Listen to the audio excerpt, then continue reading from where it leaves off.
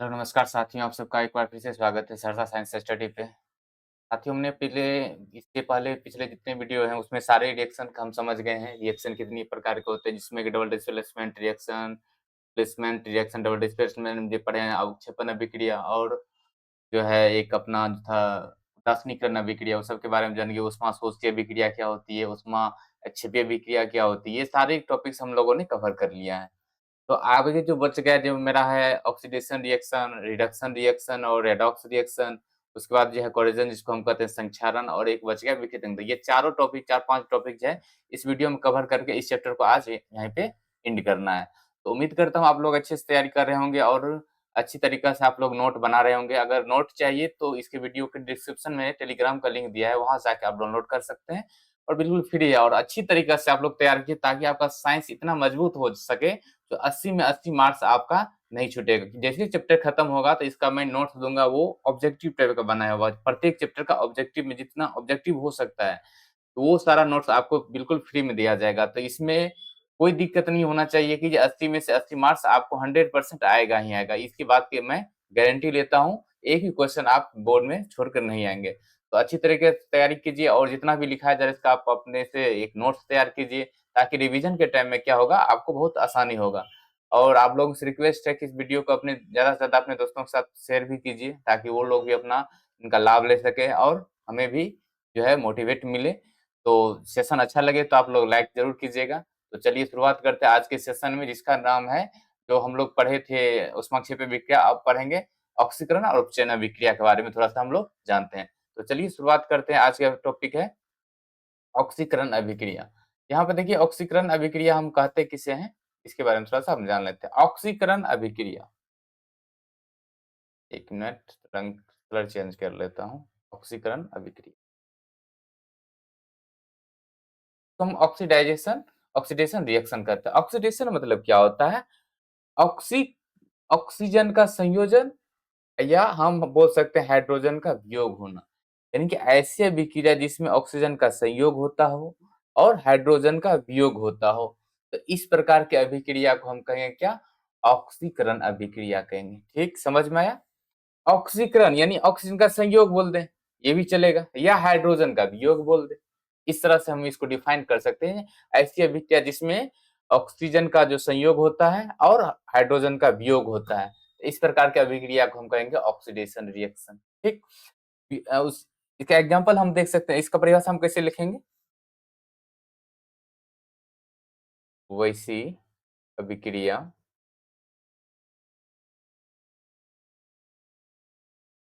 जिसमें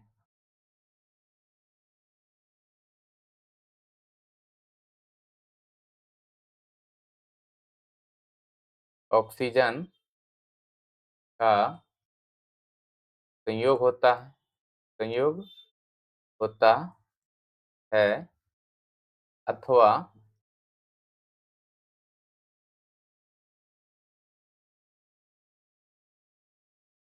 हाइड्रोजन का वियोग होता है। वियोग मतलब निकलना, हाइड्रोजन का निकलना, वियोग होता होता है। उसे कौन सी अभिक्रिया कहेंगे? ऑक्सीकरण अभिक्रिया कहते हैं। ऑक्सीकरण अभिक्रिया कहते हैं। समझ में आया? ऑक्सीजन का संयोग, ऑक्सीजन का संयोग होगा, एक ऑक्सीजन का संयोग होगा तो दूसरा क्या होगा? हाइड्रोजन का वियोग होगा। इस अभिक्रिया को हम कहेंगे ऑक्सीकरण अभिक्रिया। एक एग्जांपल रूप में, और ये हर बार बोर्ड में क्वेश्चन पूछा जाता है। इसे 1 या 2 मार्क्स तो आप फिक्स करके रखिए, इससे क्वेश्चन पूछेगा ही पूछेगा। इसमें से कौन अपचयित हो रहा है, कौन उपचयित हो रहा है, इस टाइप का क्वेश्चन आपको 100% आपको बोर्ड में मिलेगा ही मिलेगा। ऑक्सीकरण अभिक्रिया को हम उपचयन अभिक्रिया भी कहते हैं, ये भी ध्यान में रखिएगा। इसको हम उपचयन कहते हैं, उपचयन ऑक्सीडेशन। रिडक्शन को अपचयन करते हैं। चलिए यहाँ पे देखिए एग्जांपल देखिए, यहाँ पे मैग्नीशियम है और ऑक्सीजन दोनों से रिएक्शन हो रहा है, क्या बन रहा है? MgO। मैग्नीशियम में जुट क्या रहा है? ऑक्सीजन जुट रहा है। तो यहाँ पे क्या हो रहा है? यहाँ पे ऑक्सीजन का संयोग हो रहा है। ऑक्सीजन का यहाँ क्या हो रहा है? ऑक्सीजन का संयोग हो रहा है। इस टाइप का हम 10 क्वेश्चन लिए हुए हैं। क्या हो रहा है? संयोग। ऑक्सीजन का संयोग हो रहा है। तो इसलिए इसको हम कहेंगे कौन सा अभिक्रिया? ऑक्सीकरण अभिक्रिया, जिसमें ऑक्सीजन का संयोग हो, हाइड्रोजन का वियोग हो। इस टाइप का हम 10 क्वेश्चन एमसीक्यू बनाए हैं, जिसमें हर बार जो क्वेश्चन पूछा गया है, वो आप वीडियो के लास्ट में देखिएगा। हम 10 क्वेश्चन का एमसीक्यू का हम आप लोगों को दिखाएंगे किस तरह से क्वेश्चन पूछा गया। तो इसमें कोई भी दिक्कत नहीं होना चाहिए। ऑक्सीकरण अभिक्रिया क्या होता है, या इसी को हम उपचयन अभिक्रिया भी कहते हैं। चलिए दूसरा हम देखते हैं कौन सा अभिक्रिया है, जिसका नाम है अपचयन अभिक्रिया। इसको हम क्या कहते हैं? Reduction reaction. अपचयन अभिक्रिया किसमें कहेंगे? जस्ट उसका उल्टा कर देना। उसमें ऑक्सीजन का संयोग, हाइड्रोजन का वियोग। यहाँ क्या करना है? हाइड्रोजन का संयोग होगा और ऑक्सीजन का वियोग होगा। यानी ऐसी अभिक्रिया जिसमें डायरेक्ट हम लिख लेते हैं यहाँ पे, हाइड्रोजन का संयोग होता है, संयोग मतलब जुड़ना, एवं ऑक्सीजन का वियोग होता है। उसे अपचयन अभिक्रिया कहते हैं। अपचयन अभिक्रिया कहते हैं। समझ में आ गया? बस ये उसका उल्टा कर देना। उल्टा ये, उसमें ऑक्सीजन का संयोग हो रहा है, यहाँ पे ऑक्सीजन का वियोग होगा। वहाँ हाइड्रोजन का वियोग हो रहा है, यहाँ ऑक्सीजन का ये हाइड्रोजन का संयोग होगा। इसलिए इसको हम कहते हैं अपचयन अभिक्रिया कहते हैं। एग्जाम्पल यहाँ पे देखिए, यहाँ क्या कॉपर ऑक्साइड है और हाइड्रोजन है। यहाँ कॉपर ऑक्साइड, यहाँ क्या, इसके पास जो हाइड्रोजन था, हाइड्रोजन का यहाँ भी ये ऑक्सीजन जो था, इसका वियोग हो रहा है। ये क्या कर रहा है? कॉपर ऑक्सीजन को अपने में से हटा रहा है, यानी कि ये क्या किया, किसमें जुड़ गया? हाइड्रोजन में जुड़ गया। तो इसलिए यहाँ क्या बन गया? हाइड्रोजन ऑक्साइड, जिसको हम कहते हैं जल कहते हैं। और ऑक्सीजन से यहाँ क्या हो गया? ये कॉपर से ऑक्सीजन का वियोग हो गया, अलग हो गया। दिखाई दे रहा है? ऑक्सीजन वियोग होके कहाँ चला गया? हाइड्रोजन में मिल गया। और हाइड्रोजन का संयोग हो रहा किसके साथ? ऑक्सीजन के साथ। यहाँ देखिए, ऑक्सीजन किससे मिल गया? हाइड्रोजन से मिल गया। इसलिए इस अभिक्रिया को हम कहते हैं अपचयन अभिक्रिया। एक आता है अपचयन, जिसको हम कहते हैं ऑक्सीडाइजन एजेंट किसे कहते हैं, और रिडक्शन एजेंट किसको कहते हैं। ठीक है, उसके बारे में थोड़ा सा हम चर्चा कर लेते हैं। इतना चीज समझ में आया? ऑक्सीकरण अभिक्रिया, जिसको हम उपचयन अभिक्रिया भी कहते हैं, उसमें ऑक्सीजन का संयोग होता है, हाइड्रोजन का वियोग होता है। तो अपचयन अभिक्रिया में क्या होता है? ऑक्सीजन का वियोग होता है और हाइड्रोजन का संयोग होता है। आपके एग्जाम्पल यहाँ पर दिखाई दे रहा है। ये जो है कॉपर ऑक्साइड है, इसमें ऑक्सीजन है और यहाँ हाइड्रोजन, हाइड्रोजन के साथ मिल रहा है ऑक्सीजन। यहाँ देखिए मिल रहा है, संयोग हो रहा है। किसका संयोग हो रहा है? हाइड्रोजन का संयोग हो रहा है। संयोग, और अलग किससे हो रहा है? कॉपर से अलग हो रहा है ऑक्सीजन। यानी कॉपर क्या कर रहा है? अलग कर रहा है, उससे वियोग हो गया। ऑक्सीजन यहाँ वियोग हो रहा है, इसलिए इसको हम कौन सा अभिक्रिया कहेंगे? अपचयन अभिक्रिया। उपचयन अपचयन समझ में किसी भी प्रकार से दिक्कत नहीं होगा। किस किस टाइप का इससे क्वेश्चन पूछा जाएगा, हम 10 एमसीक्यू लिए हैं, उसको भी हम लोग सॉल्व करेंगे। चलिए, एक इसी के अलावा होता है, एक रिएक्शन अभिक्रिया होती है, जिसको हम कहते हैं रेडॉक्स अभिक्रिया। कौन सा अभिक्रिया कहते हैं? रेडॉक्स अभिक्रिया। रेडॉक्स अभिक्रिया में क्या होता है? ऐसी अभिक्रिया जिसमें ऑक्सीकरण और रिडक्शन अभिक्रिया दोनों साथ में होता है।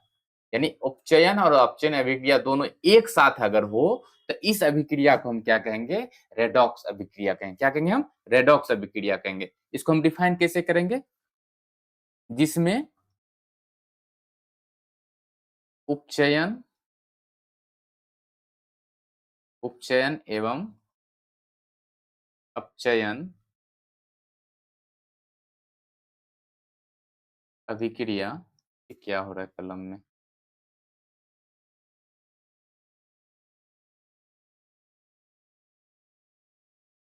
जिसमें उपचयन एवं अपचयन, यानी ऑक्सीडेशन दोनों साथ साथ होता है, एक साथ ही होगा। दोनों साथ साथ होती है, उसे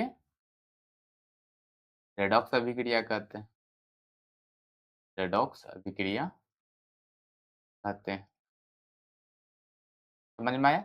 इसमें क्या होगा? दोनों साथ साथ होगा, इसलिए इसका नाम क्या रखा गया? इसका नाम रखा गया रेडॉक्स अभिक्रिया। जिसमें यहाँ पर देखिए आप, zinc copper oxide, zinc oxide और कॉपर। जिंक जो है इसमें देखिए ऑक्सीजन का संयोग हो रहा है, जिंक के साथ जुट क्या रहा है ऑक्सीजन, और कॉपर के पास जो ऑक्सीजन है, ऑक्सीजन इससे अलग हो रहा है, इसी यानी कि यहाँ पे क्या हो रहा है, अपचयन हो रहा है। क्या हो रहा है, अपचयन। और यहाँ क्या हो रहा है, यहाँ पे हो रहा है उपचयन। यहाँ पे क्या हो रहा है, उपचयन, यानी ऑक्सीजन का संयोग होना ऑक्सीकरण, ऑक्सीजन का वियोग होना अपचयन, दोनों अभिक्रिया साथ साथ हो गए, इसलिए इसका नाम रखा गया है क्या, रेडॉक्स अभिक्रिया। इस टाइप का और हम क्वेश्चन यहाँ डिस्कस करेंगे। अब यहाँ पे थोड़ा सा बात कर ले, जब ऑक्सीकरण होता है तो इलेक्ट्रॉन का नुकसान होता है या गेन होता है, लाभ होता है या हानि होता है। जब भी ऑक्सीडेशन होगा तो यानी कि वहां पे क्या हो रहा है, ऑक्सीजन यहाँ पे अलग हट रहा है, ऑक्सीजन ऑक्सीडेशन हो रहा है यानी कि ऑक्सीजन का संयोग हो रहा है, तो इसमें क्या होगा, इलेक्ट्रॉन का नुकसान होगा, इलेक्ट्रॉन माइनस। इलेक्ट्रॉन गेन कब होगा, जब रिडक्शन होगा, रिडक्शन होगा तो ई प्लस लग जाता है।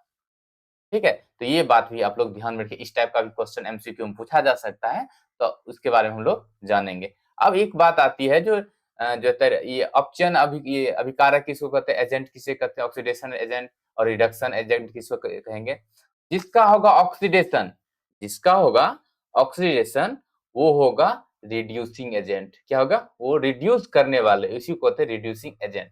और जिसका होगा रिडक्शन वो होगा ऑक्सीडाइजेशन, ये ऑक्सीडाइज एजेंट होगा, एजेंट होगा। जैसे एग्जांपल हम देखते हैं और इसका परिभाषा के रूप में हम देखते हैं, यहाँ पूछ देगा इसमें ऑक्सीजन ये कहते हैं ऑक्सीडाइज एजेंट कौन है, रिडक्शन ये जो है रिडक्शन एजेंट कौन है, इसके बारे में अगर क्वेश्चन पूछ दे, यहाँ पे कर रहा है क्या, जिंक, जिंक कैसा है, ऑक्सीडाइज, यहाँ क्या कर रहा है ऑक्सीडेशन, ये कॉपर का यहाँ पे क्या हो रहा है, कॉपर ऑक्साइड में ऑक्सीजन का वियोग हो रहा है, ऑक्सीजन यहाँ से हट रहा है, और जिंक में क्या हो रहा है, जिंक में ऑक्सीजन जुट रहा है, तो इसलिए अपचयन हो रहा है। इसका मतलब क्या हो रहा है, ये हो रहा है ऑक्सीजन हो रहा है, तो इसमें रिड्यूसिंग एजेंट हो गया, ये क्या हो गया, ऑक्सीडाइजिंग एजेंट हो जाएगा। इस पे हम क्वेश्चन और हम सॉल्व करने वाले हैं, इस को आप लोग जो है इसको देखते रहिएगा। तीनों चीज समझ गए, उपचयन, अपचयन और रेडॉक्स अभिक्रिया, तीनों समझने में कोई दिक्कत नहीं होनी चाहिए। अब एक आता है, दो टॉपिक अपना बच गया इस चैप्टर में, जिसको हम कहते हैं एक संक्षारण, और एक हो जाता है मेरा जिसको हम कहते हैं क्या, विकृत गंधीय, जिसको हम रेंसिडिटी भी कहते हैं। तो चलिए उसके बारे में थोड़ा चर्चा कर लेते हैं, संक्षारण होता है क्या है। चलिए संक्षारण क्या होता है, जिसको हम कोरेजन कहते हैं, एक प्रोसेस होता है ये क्या है, ये एक प्रोसेस है। इस प्रोसेस में क्या होता है, आप देखते होंगे लोहे में जंग लग जाता है, कुछ दिन के बाद जो है लोहे में जंग लगना, ये सब क्या होता है, जब चांदी की कोई ये आभूषण खरीदते हैं तो कुछ समय के बाद जो होता है वो पानी से रिएक्शन करके या वायु से रिएक्शन करके क्या बनता है, उस पे काला धब्बा पड़ जाता है।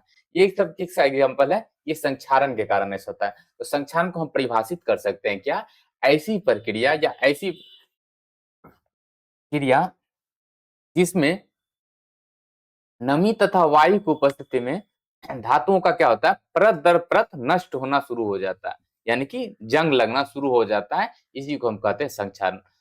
क्या कहेंगे संक्षारण का परिभाषा, नमी तथा वायु की उपस्थिति में धातुओं का परत दर परत नष्ट होने की क्रिया को हम क्या कहते हैं, संक्षारण कहते हैं। डिफिनेशन इसका लिख सकते हैं, नमी तथा वायु की उपस्थिति में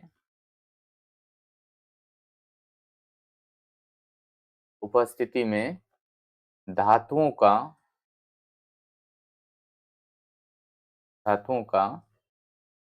परत दर, उसका लेयर बाय लेयर, परत दर परत नष्ट होने की प्रक्रिया को, नष्ट होने की प्रक्रिया को क्या कहते हैं हम, संक्षारण कहते हैं। संक्षारण, संक्षारण ऐसा समझ में। ये जंग लगना, जैसे हम एग्जांपल अगर हम देख रहे हैं लोहे में जंग लगना, और यहाँ पे देखिए क्वेश्चन पूछा गया है एक बार, लोहा ये जंग का सूत्र क्या होता है, तो जंग का सूत्र होता है Fe2O3 XH2O, XH2O, ये जंग का सूत्र है, इसको आप रट लीजिएगा, इसलिए क्वेश्चन कभी न कभी पूछेगा और पूछा गया है क्वेश्चन है। जैसे लोहे में जंग लगना, लोहे में क्या होता है, लोहा उसमें नमी तथा वायु की उपस्थिति में क्या करता है, उसमें वो धीरे-धीरे वो उसमें जंग पकड़ लेता है। यानी कि वो उससे रिएक्शन कर जाता है, ऑक्सीजन वो उसमें क्या होता है अभिक्रिया कर लेता है वायु के साथ, अभिक्रिया कर रहा है जिसके कारण से क्या होता है वो ऑक्सीकृत हो जाता है यानी जंग के रूप में परिवर्तित हो जाता है। अब कहा चांदी पे काला पड़ना, ये भी क्या है एक संक्षारण का ही उदाहरण है।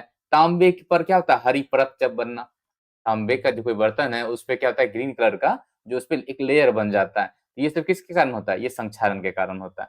अब इसके संक्षारण का कारण क्या है? सबसे पहले संक्षारण होता है क्या? क्या बताए थे परिभाषा? नमी तथा वायु की उपस्थिति में मॉइस्चर होगा यानी हवा होगा, नमी होगा यानी पानी से निकलता है, कुछ पॉल्यूशन के कारण भी होता है, कुछ अगर साल्ट होगा, साल्टी होगा तो उसके कारण।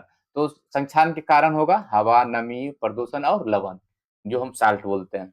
ठीक है? ये कारण पूछेगा तो कारण जवाब दे देना, संक्षारण क्या होता है उसका डेफिनेशन दे देना, एक कुछ एग्जांपल दे देना। अब उससे उपाय क्या है बचने का उपाय? इसको कम तो नहीं कर सकते लेकिन इसके उपाय हम कर सकते हैं, इसको कम करने के लिए। इसको हम पूरी तरह से नष्ट खत्म नहीं कर सकते लेकिन हम ऐसा कर सकते हैं कि जो हम लोहे प की वस्तु को हम पेंट कर सकते हैं। पेंट करने के बाद कुछ दिन तक जो है उसमें जंग नहीं लगता क्योंकि जैसे पेंट करते हैं तो पेंट क्या करता है लोहे की वस्तु के ऊपर में क्या करता है एक परत बना लेता है जो वायु को सीधे संपर्क में आने से रोक देता है। यानी कि वायु का सीधा संपर्क और जल का संपर्क नहीं हो पाता जिस कारण से उसमें संक्षारण की क्रिया कम हो जाती, धीमी हो जाती, नहीं के बराबर होती है।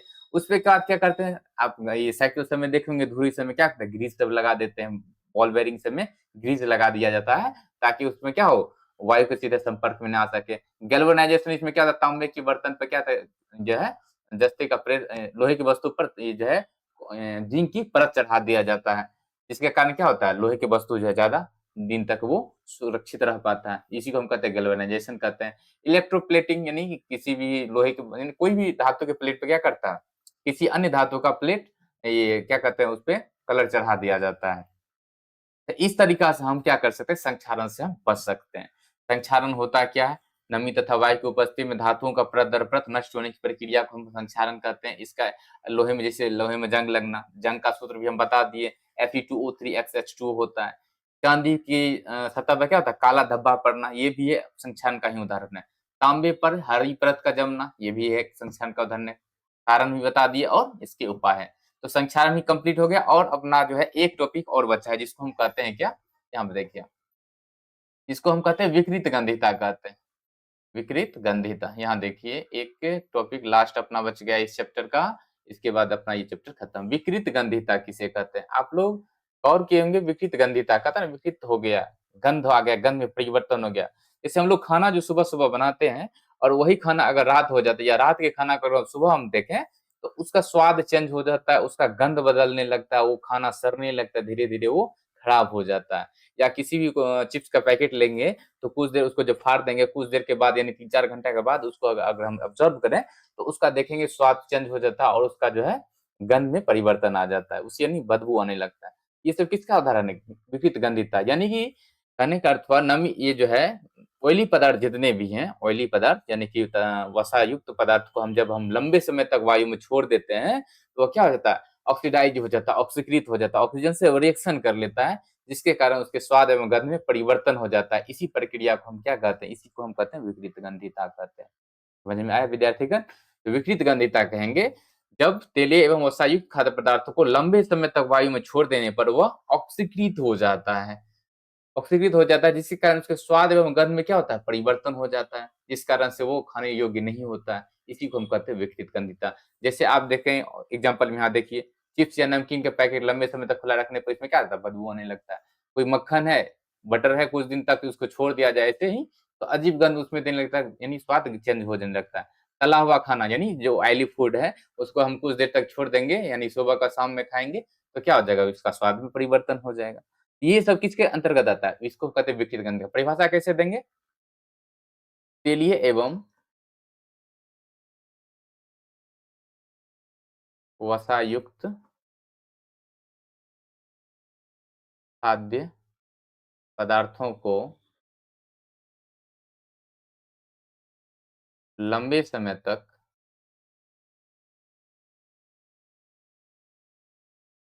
वायु में छोड़ने पर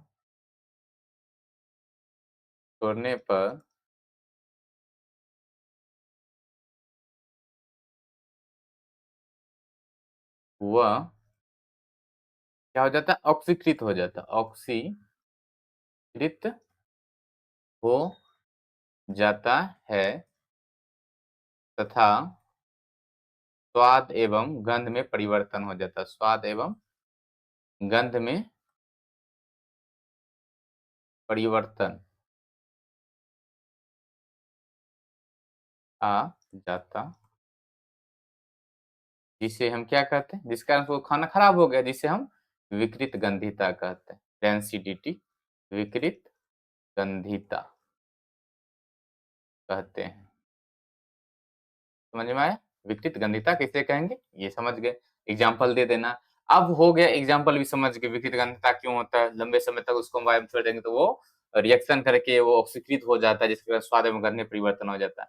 अब इसके कुछ उपाय है, जैसे चिप्स वाला पैकेट से हम कुछ मतलब भोजन को कुछ लंबे समय तक अगर कैसे सुरक्षित रख सकते हैं, तो घरों में रेफ्रिजरेटर है जिसको हम फ्रिज कहते हैं, फ्रिज में रखकर कुछ देर तक हम भोजन को सुरक्षित रख सकते हैं, उसका टेम्परेचर कम करके। ठीक है? फ्रिज में स्टोर करके रख सकते हैं, एयर टाइट कंटेनर में यानी कि कोई ऐसा कंटेनर है जिसमें एयर टाइट, इसमें हवा ना जा सके, उसको इस तरह से कस के रख सके जिसमें हवा को संपर्क में डायरेक्ट नहीं ला सकते हैं। और पैकेट बंद बर्तन क्या होता है, जो भी हम लोग चिप्स खाते हैं या बिस्कुट खाते हैं, उसमें क्या नाइट्रोजन गैस को भर दिया जाता है, ताकि जो हमारे फूड जो है कुछ दिन तक वो सुरक्षित रह सके, तो उसमें नाइट्रोजन गैस को भर के रखा जाता है। एंटीऑक्सीडेंट का प्रयोग करते हैं, जो ऑक्सीजन को रोकने में करता है, यानी ऑक्सीकृत होने से बचाव करता है, जैसे कि जो है अपना हो गया मुरब्बा सब में जो होता है ना, अचार को सुरक्षित रखने के लिए किया जाता है। तो ये सब प्रक्रिया अपना के हम विकृत गंधिता से कुछ दिन तक हम सुरक्षित रख सकते हैं। तो इस तरह से अपना चैप्टर जो है बिल्कुल खत्म हो चुका है। हम कुछ अपचयन और उपचयन अभिक्रिया के आधार पर कुछ क्वेश्चन लिए हैं, उसको थोड़ा सा ये जो है डिस्कस कर लेते हैं, ताकि आपका एक भी क्वेश्चन जो है बोर्ड एग्जाम में नहीं छूटना चाहिए। चलिए थोड़ा उसका हम क्वेश्चन यहाँ पे देख लेते हैं। यहाँ पे देखिए पहला क्वेश्चन कह रहा है कि ऑक्सीकरण किसे कहते हैं? ऑक्सीकरण परिभाषा बताए थे, जिसमें ऑक्सीजन का संयोग हो, हाइड्रोजन का वियोग हो। ऑप्शन देखिए, इलेक्ट्रॉन प्राप्त करना नहीं, ऑक्सीजन का संयोग होगा तो इलेक्ट्रॉन का हानि होगा, लाभ नहीं होगा, यानी इलेक्ट्रॉन का खोना। ये बी नंबर ऑप्शन है, तो आंसर हो जाए बी नंबर से। दूसरा हमका अपचयन अभिक्रिया रिडक्शन क्या कहता है, इसमें क्या होता है? इलेक्ट्रॉन का ग्रहण करना, क्योंकि हाइड्रोजन का संयोग हो रहा है इसमें और ऑक्सीजन का वियोग हो रहा है, इसमें क्या हो जाएगा? इलेक्ट्रॉन का ग्रहण। ये हो जाएगा 2 नंबर का आंसर अपना। ठीक है, चलिए अगला क्वेश्चन हम देख लेते हैं फटाक से।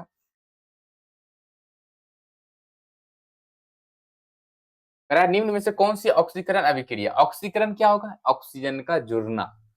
यहाँ पे देखिए पहला में ऑक्सीजन जुड़ रहा है क्या? CuO, यहाँ से सीयू अलग हो गया, यानी ऑक्सीजन यहाँ तो वियोग हो गया, यहाँ पे ऑक्सीजन का वियोग हो गया, यानी हाइड्रोजन का संयोग हो रहा है, ये तो हो गया ऑक्सीकरण नहीं अवकरण हो गया। ZnO प्लस CuO और ZnO प्लस CuO, यहाँ पे देखिए CuO में क्या हो रहा है? ऑक्सीजन यहाँ से निकल के Zn में जुड़ रहा है, लेकिन ये क्या हो रहा है? ये विस्थापन ये Zn में जुड़ रहा है, ऑक्सीकरण अभिक्रिया कर रहा है, और CuO से यहाँ ऑक्सीजन तो अलग ही हो रहा है ना, जुड़ कहाँ रहा है? ये भी नहीं होगा, ये भी नहीं होगा। तीसरा में देखिए Mg प्लस O2, एग्जाम्पल भी हम दर्शाए थे, Mg प्लस O2 दोनों मैग्नीशियम ऑक्सीजन दोनों जुट रहा है, इसलिए हो जाएगा ऑक्सीजन अभिक्रिया, ये तीसरा नंबर। इनमें से कौन सी अपचयन अभिक्रिया है? अपचयन, जिसमें कि हाइड्रोजन का संयोग होगा, ऑक्सीजन का वियोग होगा। फर्स्ट में हाइड्रोजन का संयोग हो रहा है, नहीं, ऑक्सीजन का संयोग हो रहा है, ये नहीं होगा। दूसरा में Cu प्लस H2O, देखो ये यहाँ पे Cu से ऑक्सीजन हट रहा है, हट गया और हाइड्रोजन में आके जुट गया, तो ये हो जाएगा अपना आंसर। तीसरा देख लेते हैं, C प्लस O2, इसमें ऑक्सीजन जुट रहा है, ये भी नहीं होगा। इसमें H2O2, इसमें भी क्या हो रहा है? ऑक्सीजन जुट रहा है, ये भी नहीं होगा, तो दूसरा नंबर अपना आंसर सही हो जाएगा। चलिए अगला क्वेश्चन हम देख लेते हैं। 5 नंबर क्वेश्चन है, इससे एक भी क्वेश्चन दिक्कत नहीं होना चाहिए, एक भी क्वेश्चन आपको बोर्ड एग्जाम में नहीं चुना। अपचायक कहते हैं किसे हैं? जिसको हम रिड्यूसिंग एजेंट कहते हैं। एक दिया है ZnO प्लस CuO में, Zn प्लस CuO में जिंक क्या है? जिंक ये कैसा है? रिड्यूसिंग एजेंट है या ऑक्सीडाइजिंग एजेंट है? ऑक्सीकारक है या प्रेरक है, अभिकारक है, उपचायक? हम क्या बताए थे? जिसका होगा ऑक्सीकरण वो होगा रिड्यूसिंग एजेंट, जिसका होगा ऑक्सीकरण वो होगा रिड्यूसिंग एजेंट, जिसका होगा रिडक्शन वो होगा ऑक्सीडाइजिंग एजेंट। तो यहाँ पे देखिए क्या हो रहा है, इसका हो रहा है ऑक्सीकरण हो रहा है, यहाँ पे जिंक से जुट रहा है ऑक्सीजन, तो कैसा रिएक्शन, जिंक क्या हो जाएगा? यहाँ पे ऑक्सीडाइजिंग एजेंट हो जाएगा, क्या ये रिड्यूसिंग एजेंट हो जाएगा। समझ में आया? चलिए उसमें करेंगे अगला, साथ में देखिए किसमें ऑक्सीजन का हटना, रिमूवल ऑफ ऑक्सीजन क्या होता है? ऑक्सीजन का हटना यानी ऑक्सीजन का वियोग होना, क्या होगा? रिडक्शन, अपचयन अभिक्रिया हो जाएगा। आसान सा आंसर था क्वेश्चन, ये सब क्वेश्चन पूछा गया बोर्ड में परीक्षा में, हर बार ये क्वेश्चन इस टाइप का क्वेश्चन पूछता है। चलिए अगला देखते हैं क्वेश्चन हम। 8 में देखिए कह रहा है कि निम्न में से कौन सा ऑक्सीकारक है ऑक्सीडाइजिंग एजेंट। ऑक्सीडाइजिंग एजेंट किसे कहते हैं?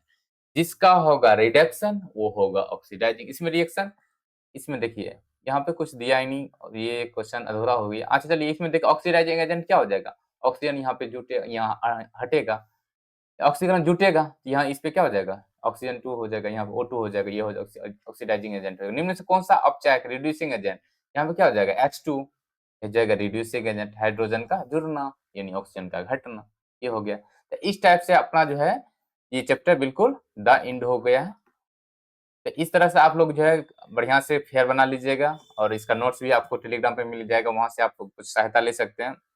और इस चैप्टर में जितने भी एमसीक्यू या वन लाइनर क्वेश्चन होगा आपको पीडीएफ के रूप में दे दिया जाएगा, ताकि एग्जाम में एक भी क्वेश्चन छूटना नहीं चाहिए। एक भी क्वेश्चन आए, चाहे सब्जेक्टिव आए चाहे ऑब्जेक्टिव आए, एक भी क्वेश्चन अपना लोगों से छूटना नहीं चाहिए। इसके बाद अगला चैप्टर है जिसको हम क्षार और लवण कहते हैं, वो भी स्टार्ट हो जाएगा। और फिजिक्स का सबसे पहले स्टार्ट करेंगे।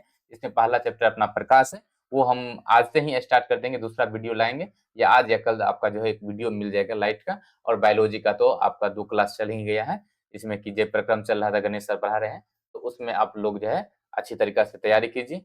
तो चलिए मिलते हैं नेक्स्ट वीडियो में, तब तक के लिए आप चैनल पर पहली बार आए हैं तो चैनल को सब्सक्राइब कीजिए, अपने दोस्तों के साथ भी शेयर कीजिए, और अच्छा लगे तो लाइक जरूर कर दीजिएगा, ठीक है। तो आप लोग को धीरे धीरे सभी सब्जेक्ट का इसमें जो है आपको नोट्स मिलेगा और पढ़ाई जो है शुरू हो जाएगा। तो आप लोग इसी तरह अच्छी तरह की तैयारी कीजिए, अच्छी मार्क्स लाना है, 400 450 प्लस मार्क्स आसानी से आ जाएगा, आप लोग अभी से मेहनत कीजिएगा तो, ठीक है। तो मिलते हैं नेक्स्ट वीडियो में, तब तक के लिए जय हिंद।